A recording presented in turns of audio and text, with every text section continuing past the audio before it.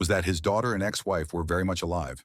They'd just written him off when his detachment became too much, so he killed them off in his narrative. Still, his daughter had the heart to take him in after Katrina destroyed the apartment building. We found out later. My girlfriend watched my face collapse as I talked to Maggie, and she was equally devastated when I told her after I got off the phone. I had so many questions. What if I had followed up on the air marshal thing and said, "Hey, Mr. Tom sent me"? Then some of the particulars hit me. He said he was only promoted to the general ranks after retirement, so he would have had an answer as to why he wasn't listed in the Army website's general officer biographies. He probably had an answer to the air marshal thing too. It's like writing a screenplay, coming up with plausible explanations for kinks in the story or character development. Maggie ran into him a couple months after Katrina. He was all smiles and Maggie said, "Stop. Your sister told me everything." He just laughed and said, "Oh, that old bat's crazy." That was the last any of us ever heard of him. I've Googled him, but not found anything.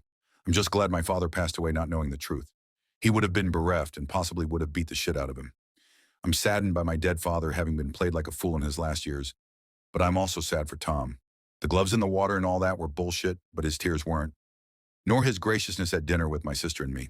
With the life in Washington, D.C. being phony and his relatives having written him off, my dad and our family were really the closest people he had in his life. This is the most unbelievable one. It's a completely mind-blowing, yet tragic story. You can't make this up. I feel for Tom, who probably couldn't cope with how disappointed he was at his own life, to the point he chose to detach himself from reality and meticulously create a way to fake a new, more exciting one. He was prepared to have an explanation to everything, to the point no one outside of his family could even suspect he was faking. In a sense, he truly lost his wife and daughter in the way. I hope you're okay. Finding out that a man you respected and who was important not only to you, but to your passed away father must have been shocking, disturbing, and sad. Who else was expecting Tom to ask for Trifidi at the end? For a second there, I thought Tom would end up being a giant prehistoric crustacean from Paleozoic era. And now that you broke the sob truth, I actually wish he was.